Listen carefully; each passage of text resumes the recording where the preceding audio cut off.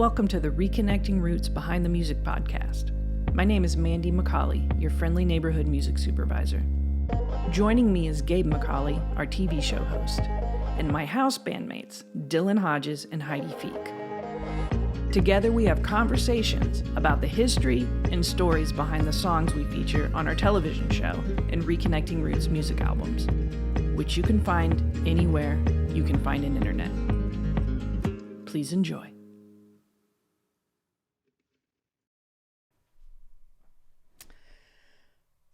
Welcome back. For those who've heard any of our episodes before this one, otherwise it's welcome to the Reconnecting Roots podcast Behind the Music edition. Here we are once again with the house band for our television show, Florida Man, aka Death Threats, aka Mixmaster Mandy, aka Mandy McCauley, and firekid, aka Dillon Hodges, aka Heidi Feek. There we are. That's who we are. We're all going to be having a nice discussion today. I think it'll be nice, quite confident about our Irish immigration episode and the song choice for that episode. Can anyone guess? Well, I know the answer. Yeah, I mean, you guys sang it, so I'm...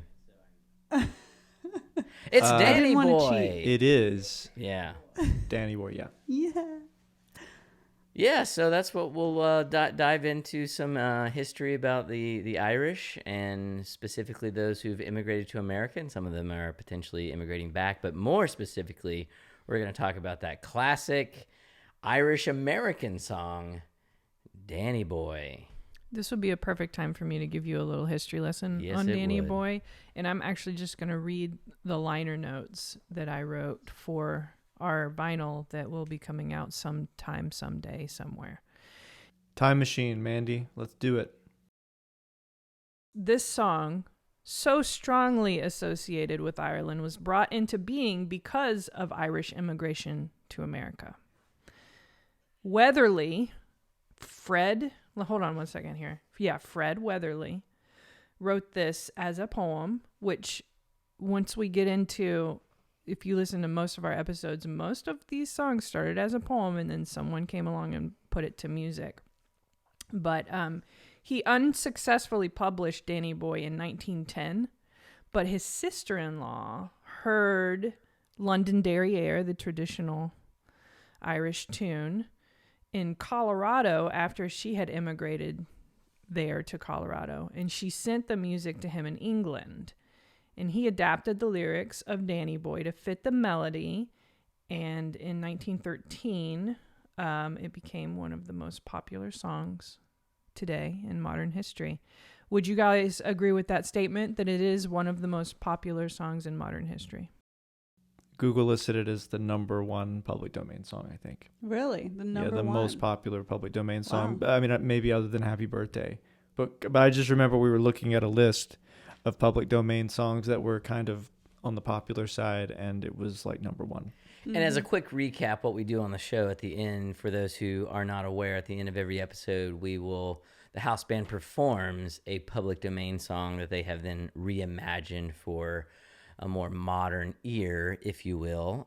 Sometimes they do that just from the creative perspective of making, with musical sensibilities, but sometimes it's also necessary to adapt some of these older songs, even from a lyrical standpoint, to be more relevant or more friendly in today's culture, because oftentimes some of the content was a bit racy or racist or a number of other things. So, but one thing I want to bring up real quick here, you mentioned a derriere. Now, is that Derry Air or Derriere?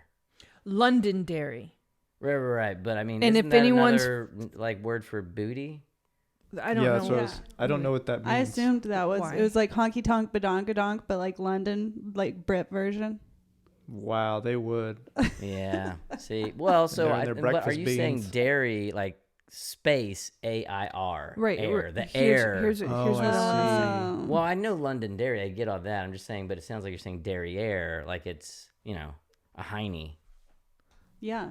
Right. I'm not exactly. even gonna go there. What I'm gonna do is I'm going to talk about one of my favorite shows in modern history right now, which is Derry Girls. Oh, yeah.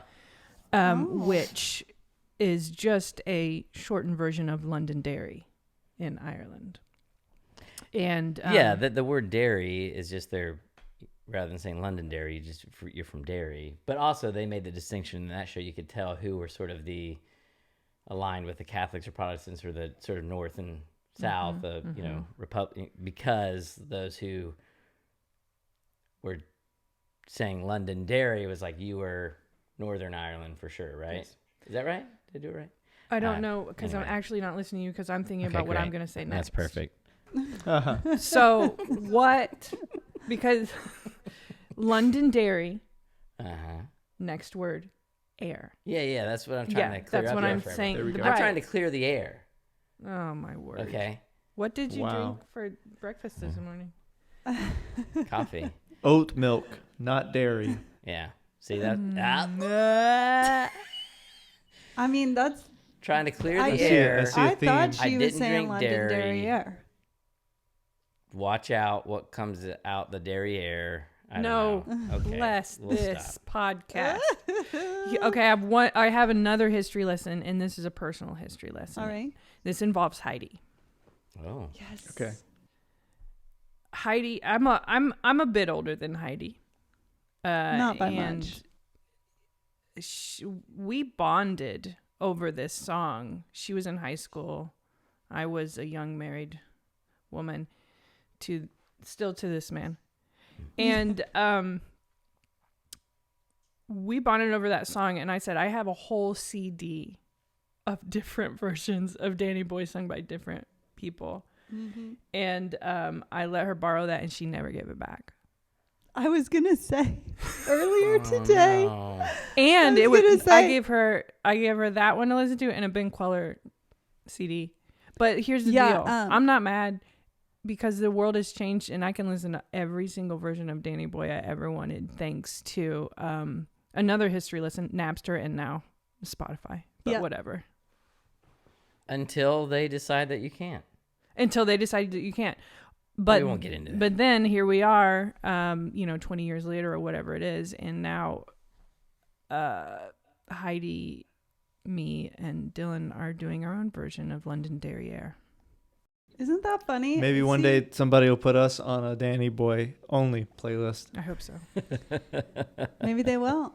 I was actually thinking about both of those CDs this morning because I knew we were doing Danny Boy today, and I was thinking, I'm just going to have to tell her I don't know where that CD is. I ain't mad. I'm just going to have to tell her. I probably would have given that to Goodwill at this point. It's been 15 years, but... Heidi's Mustang ate it. And then somebody today on Instagram made a post about Ben Queller. That record, what was that? It's the record that had Sha Sha on it and 13. And 13 was so good. And I actually looked up the lyrics to that song this morning while I was making my coffee because I was like, I wonder if that song would make me cry the way that it did in high school. And I was reading the lyrics and I was like, yeah, that'll get me. And it reminds me that the reason I know Danny Boy is because in high school, I went with my boyfriend at the time, not Dillon. I'm very sorry. But my boyfriend at the time was going to college. I was senior in high school, and I had just graduated. He was going to college at Mississippi State, and so I went with his mom to move him in, with him and his mom to move him into college. So we moved him into his dorm, and she and I are driving back from Mississippi to Columbia, Tennessee, and she's got like a mix CD in her car that she's listening to, and eventually it gets to the song Danny Boy, and she starts, just sobbing, like to the point of like, I'm like, should I ask her to pull over right now? Is she okay? Because we were driving, and just like Danny Boy's blaring, and she's just crying so hard. And now listening to you talk about how it was written about, the Irish coming over to America and going to this new place. She probably in some way was connecting to that meaning and that feeling, and it just meant so much to her. So his name wasn't even Danny, it was William, but she just so anyway, but I thought the song was beautiful. It's just a very dramatic introduction to a song. But then I remember talking to Mandy about it, and she was like, oh yeah, I know that song. I got a whole CD of like 20 covers. And I was like, cool, I'm gonna steal that. and then you did. Yeah. Hey, why don't we, if we could, take a listen to the original recording that all right, something we could do? That's great. I believe this is the version is Ernestine Schumann-Heink, I believe is her name, singing this. And why choose this version? Because were there multiple public domain versions of this song? There was not. This is the one. And there's a lot of lore behind this song too, right? Like about the actual beginnings of it. Isn't there kind of like some speculation, like, well, we think this person did it. It might have been based on this poem, but we don't really know. Well, no, we really know it was Fred Weatherly that wrote that, and that tune was put to Londonderry Air. And then we also know that, well, this may be the speculation, is that it is a message from a father to a son that's going off to a conflict in Ireland, off to war in Ireland. But there was another version that was written for a man to sing to a woman as well, but that's not as popular. On with the chlorophyll. All right, let's do it. Let's hear it.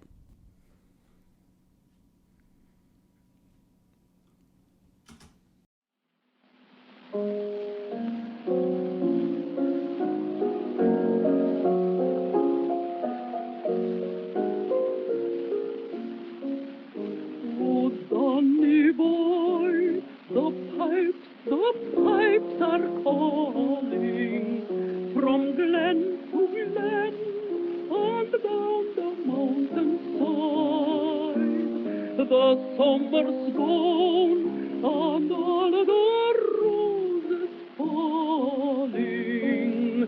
It's you must go, and I must bide. But come leaving when summer's in the meadow, o'er all the valleys hushed and white with snow. It's I'll be here in sunshine or in shadow, oh, Danny boy, Danny boy, I love you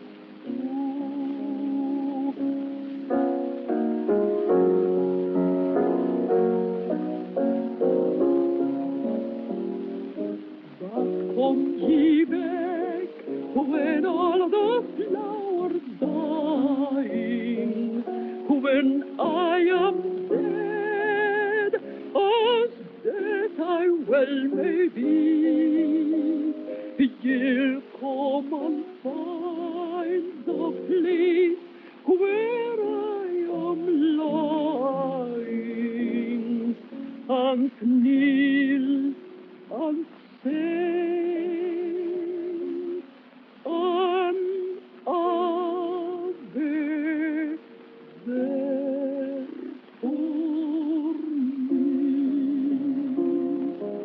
and I shall hear the Kind of just keeps going, doesn't it?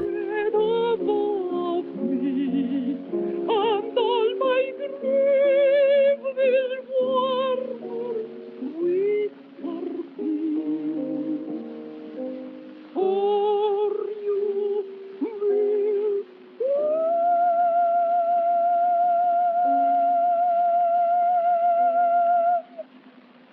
and tell me that you love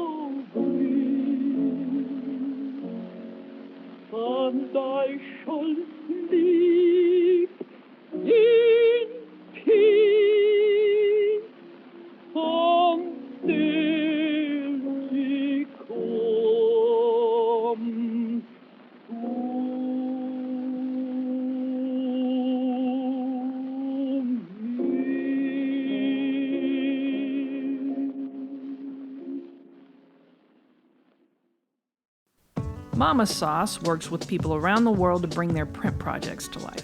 They believe print still matters. They specialize in equipment like letterpresses, screen print press, and hot foil presses. They can also handle just about any other specialty finishing on their antique production equipment. That's why we chose Mama Sauce to print our vinyl jackets. And they look hot. You know, like hot sauce. Check out mamas-sauce.com for your print project. That's mamas-sauce.com.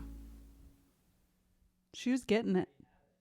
Ernestine was known for her range, her operatic range, and she was a big deal back in the day. Yeah, I feel like we pretty much got it from what we listened to there. It was very good. Yeah, it was. I like it. Anyway. Powerful stuff. Classic. I don't know how much you paid for a record back then, but she was giving you your money's worth. Probably not. A stiff penny, you know? Yeah. For it wasn't vinyl yet. What was it? Well, cylinder probably. Oh, yeah. So a stiff cylinder. So it was on the Victrola? Yeah. It was a or the gramophone phonograph or something like that. or a Victrola record. Yes. Yeah. Putting it on wax. That's what we're going to do. Speaking of wax, Yeah, you guys are we're gonna going do to that. drop all of this on vinyl. That's the plan anyway. On one side of the vinyl, you'll get to hear the original recordings like you just did, and on the other side, you'll hear the amazingly talented house band reimagine those public domain classics in the new style. And if you want, you can put them up back to back and do like a battle. Yeah. I think that's, you know, you could buy 2 copies of is it the double vinyl or is double-sided, right? It's It's double-sided. double-sided.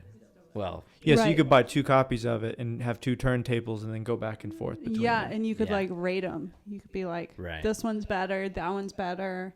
Right. yeah, You know, totally. send us messages. I would actually encourage everyone to do that, to at least buy 2 copies. Maybe Yeah, 4. Yeah. for sure. Well, you always want an extra just in case anyway. You want to so. buy 2 for yourself and then 2 for your Friends. wife's boyfriend. Right. And then if you Right, know any yeah. DJs,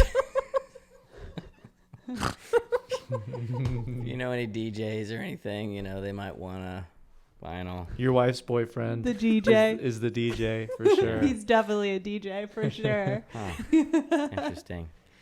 Well, hey, Not so there we have it. There's Danny Boy, one of the most, if not the most, popular public domain song, as you guys discovered as you were searching. Covered by tons of people. I actually was somewhat hesitant for you guys to do Danny Boy because it was such an obvious choice.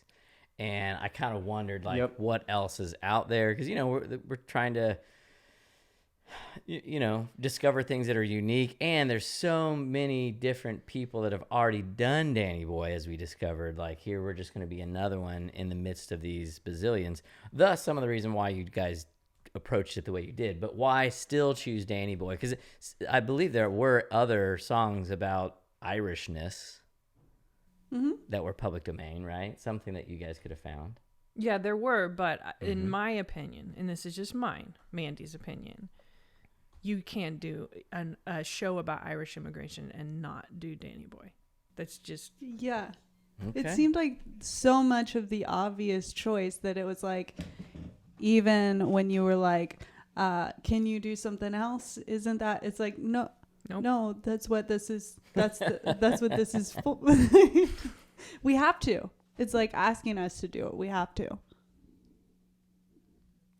Yeah, I thought in the end, for me at least, I wanted to do Danny Boy because I had an idea for it.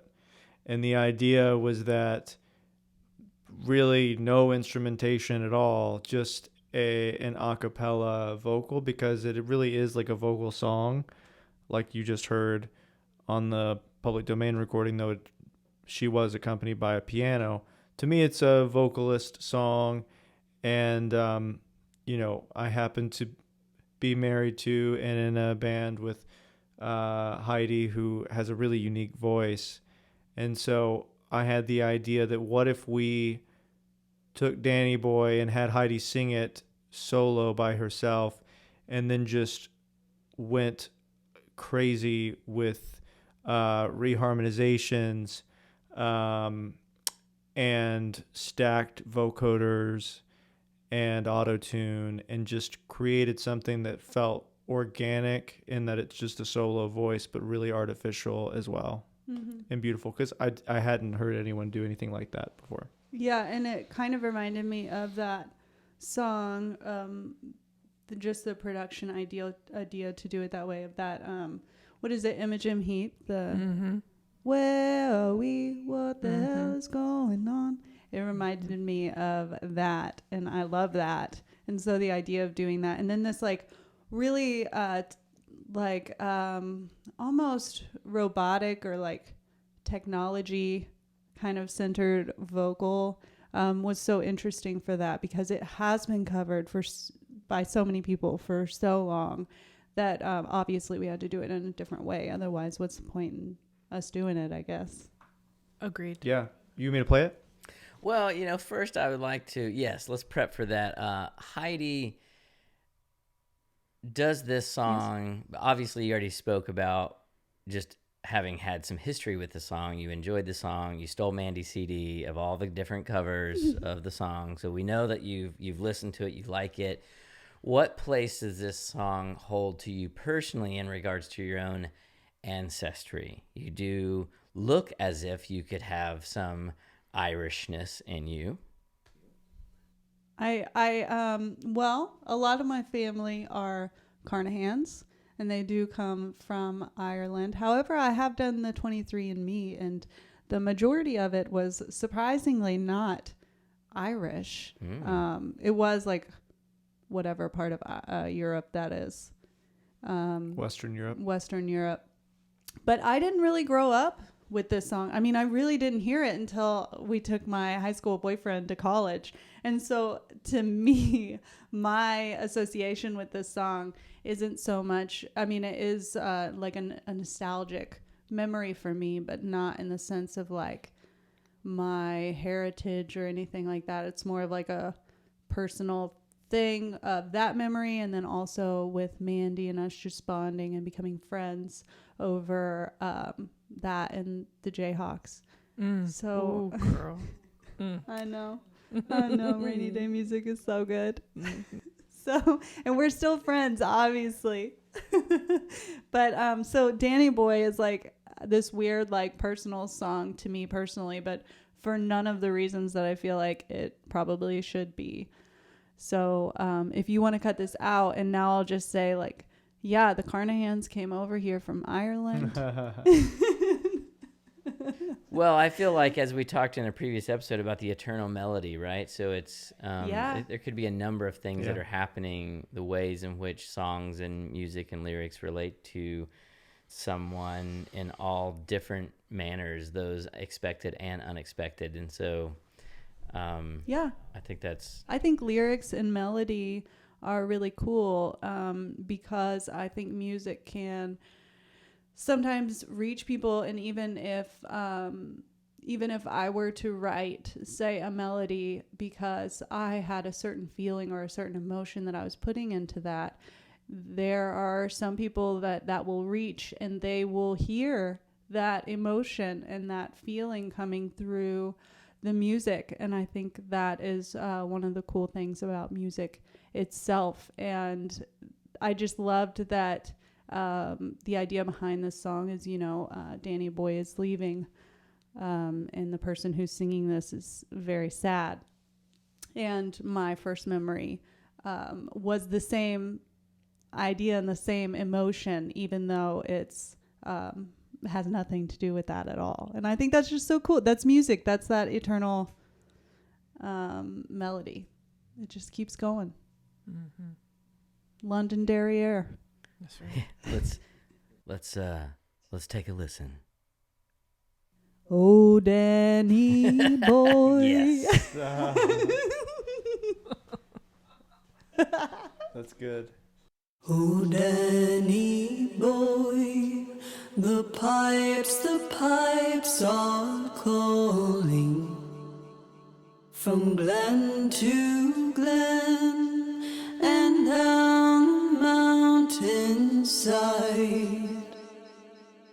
The summer's gone and all the roses falling. It's you, must go and I must buy. But come ye back when summer's in the meadow, and when the valley's hushed and white as snow. It's I'll be here in sunshine or in shadow. Oh, Danny boy, I love you so. Oh, Danny boy, the pipes are calling from glen to glen and down the mountainside. I do notice that our version is 1:38 seconds, and the public domain version was about 4:30 long. Yeah, I was wondering if you were gonna fade out on me or not. Sorry, it's hard with multiple audio interfaces here. Yeah. would've iHeartRadio preferred to would fade out. not play Ernestine's version. Yeah, yeah. 20th and 21st century radio does not like a 5-minute song. No. No stairway. for that Nicely fuss. done. I dare say that probably is one of the most unique versions of Danny Boy, at least from my own experienced ears. Wow. My Enneagram 4 heart loves that. Thank you. I do love that song, that the way we did it. Yeah, I do like it too. on the record. It's one of my favorites that we did.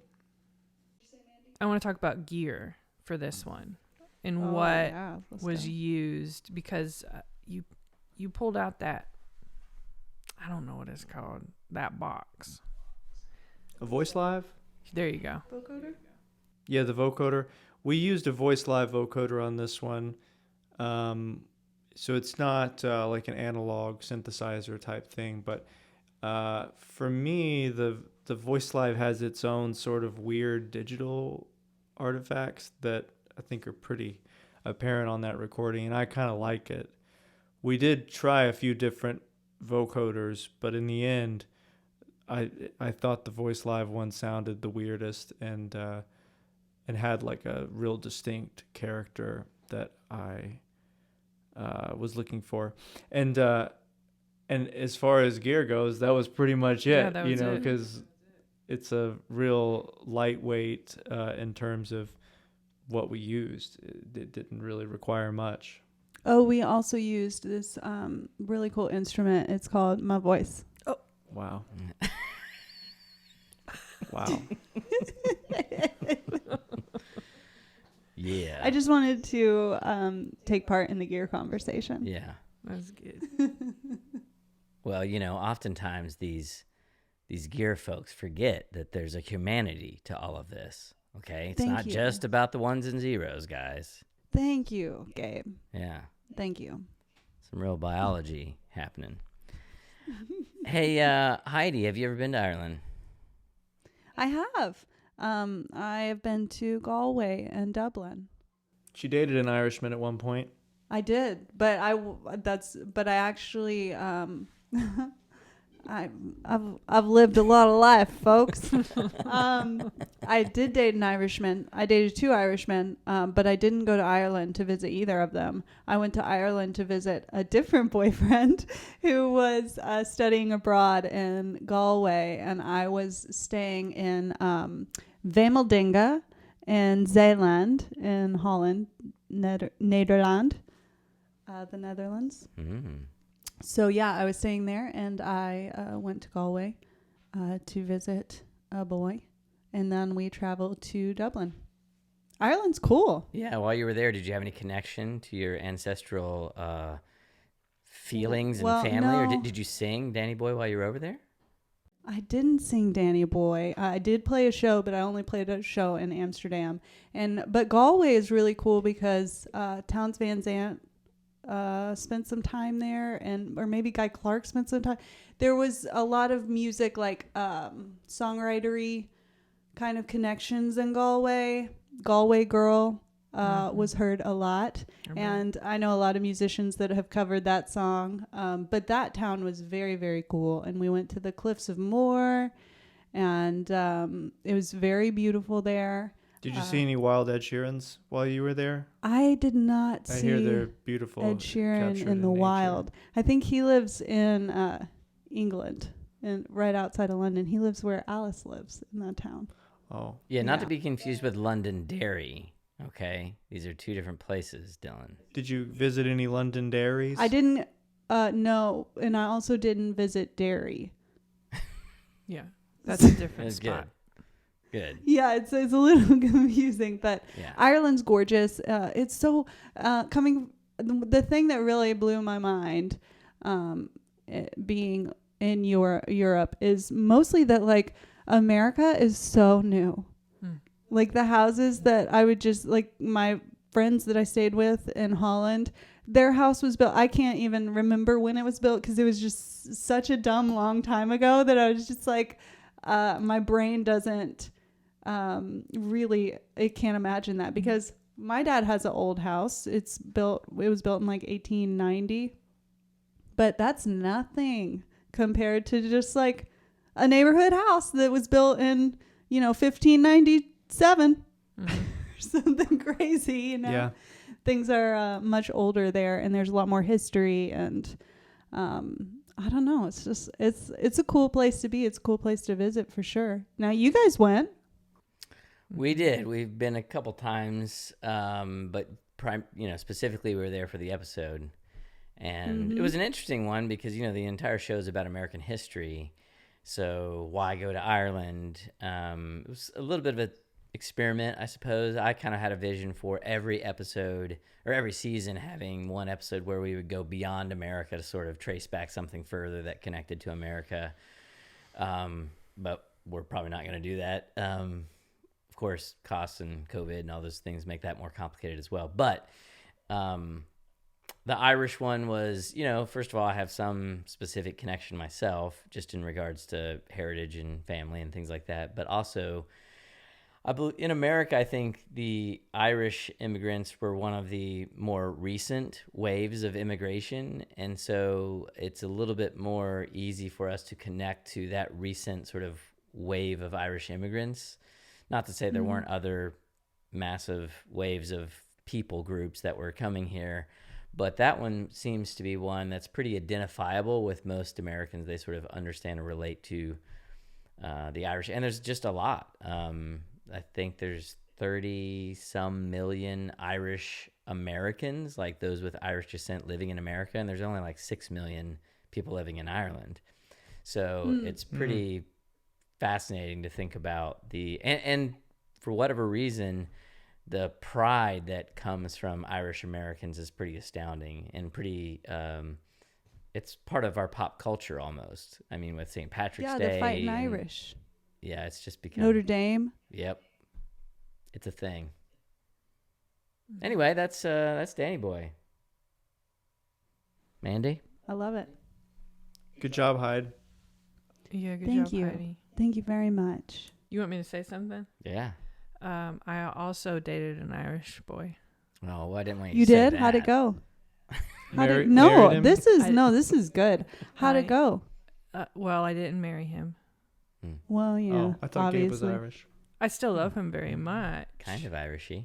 The Irish man? Yeah, I McCauley. love him, but not like that. Oh. And when we went to Ireland, we stayed in Dingle a lot because we really liked it in Dingle. Mm-hmm. And I've heard people like the Dingle sometimes. Oh, I Yeah. knew he was going to say something. we were driving down the road, and there was this plant that had some berries on it, and so we picked those berries and ate them. Therefore, we ate dingleberries. Wow. I was going to just... And there you have it, folks. And I have to say, just for anybody listening or watching, if you see some plants on the side of the road and they have berries, do not eat them. Don't do what they did unless you know it is a scrumptious dingleberry. That's Yeah. In true. which case, Because for some reason, I did read The Hunger Games, and that was a bad idea. Yeah. I thought Yeah. dingleberries were literally like a derogatory, like a. Oh, they an are. Yes. obscene- They are. They yeah, definitely like, are. oh, you dingleberry. What's the Don't word? eat He's just a dingleberries. dingleberry. Okay, yeah. You guys, I also want to mention that one of the boys that I dated from Ireland, his name is James Joyce. Nice. Nice. And he is not an author. He was A good time yeah, he was for a summer. he was fine. But he broke up with me in a text message on Halloween, so That's cool. Dillon, do you have any Irish women that you used to date that maybe I do? We should talk about that. I feel like No, but I do like Dubliners, as in James Joyce's novel of short stories, and Finnegan's Wake is difficult and challenging, and I don't really understand it, but I've isn't tried. that movie or that book like impossible to read, like famously? Yeah, it's like famous because James Joyce, like I think, saw it as like his masterwork, and I think lots of other people did as well. But Everything's like a notoriously, metaphor or something, yeah, right? it's like trilingual puns and mythological images and stuff. There's lots of books to help you understand it, but even so, even with Joseph Campbell holding my hand, I couldn't really understand much of what was going on. so. Dillon, one last question to wrap this up. Your experience within how you became a guitar player and a musician, that all came through mostly Americana, bluegrass, and things like that. You were talking in another episode about the influence of Celtic music Yes. on traditional American music. Here it You know comes. what? Give us a little example. What are we even talking about? What do you even mean? All right, Dillon? here we go. Here we go.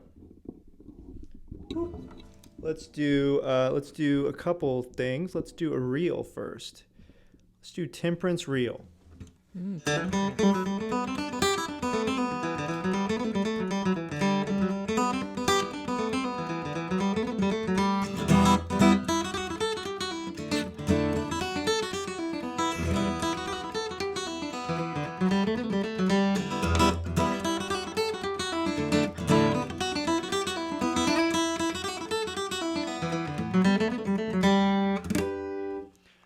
And then let's do. Was that from the temperance uh, movement? Do you know where that came from?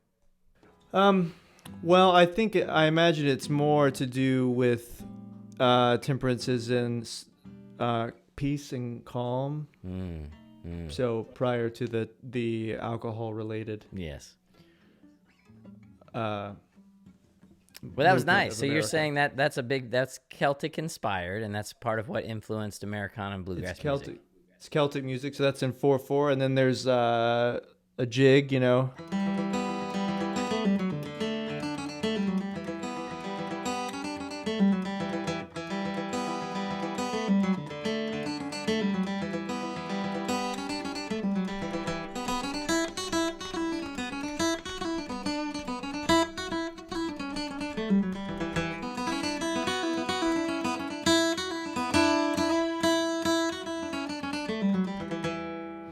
That goes hard. Well, you kind of get used to it. Those are in 6/8 time jigs, and then there's also the slip jig, which is in 9/8.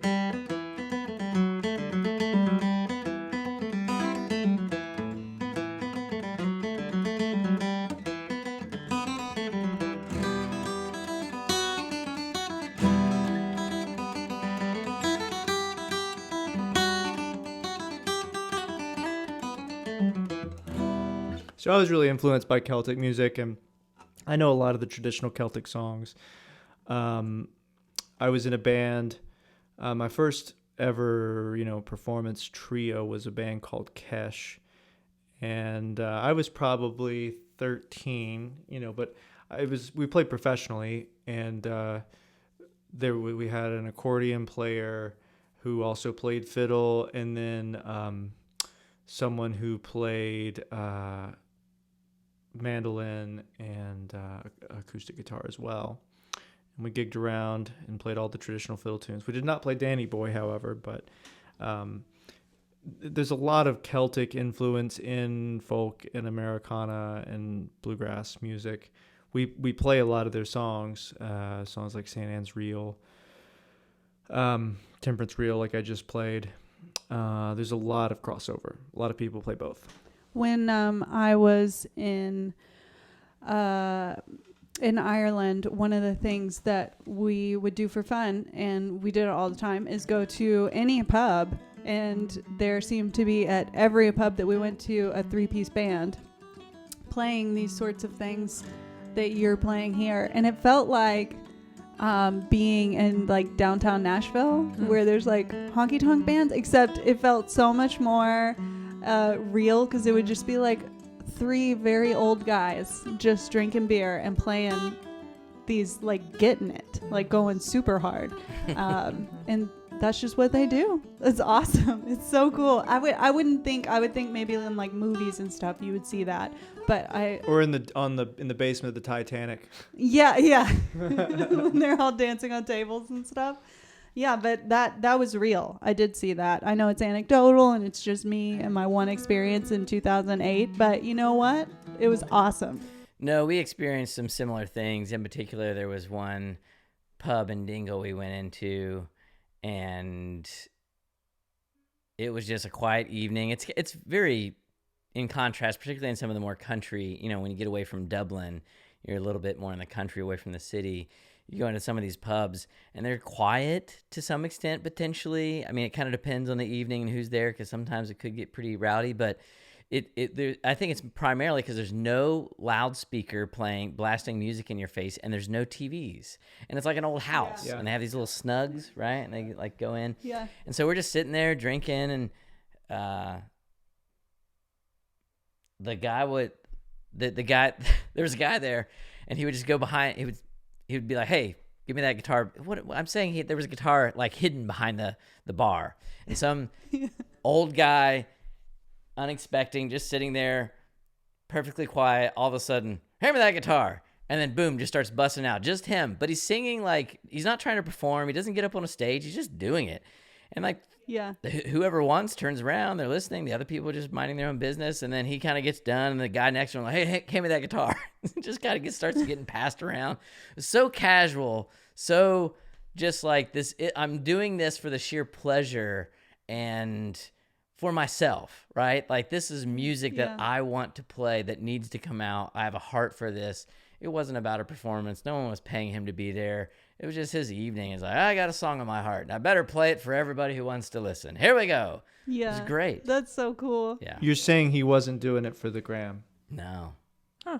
No. I do have another anecdote. Let's and hear it it. involves all of us.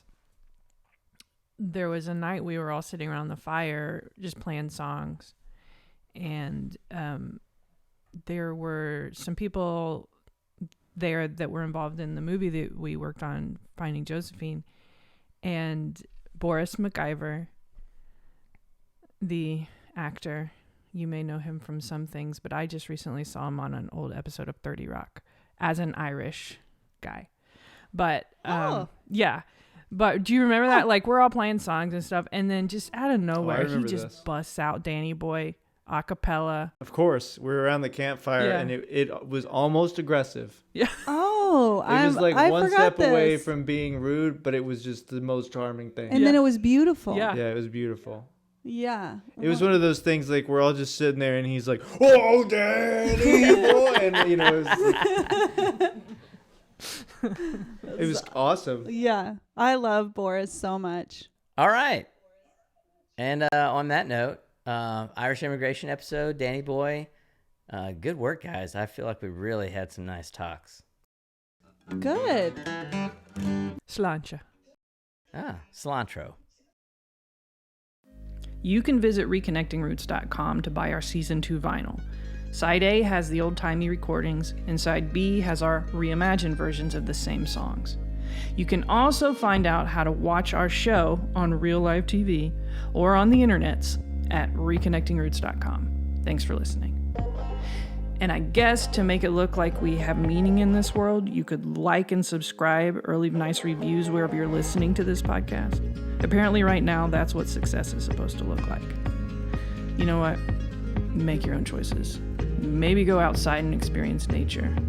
Look a human in the eye and have a conversation. Like and subscribe to humans in front of your face. Invest in them the way we all invested in Bitcoin in 2021. Except your currency is your time and love. Go do that. Go out and love. That sounds better. Okay, see you next time. Bye.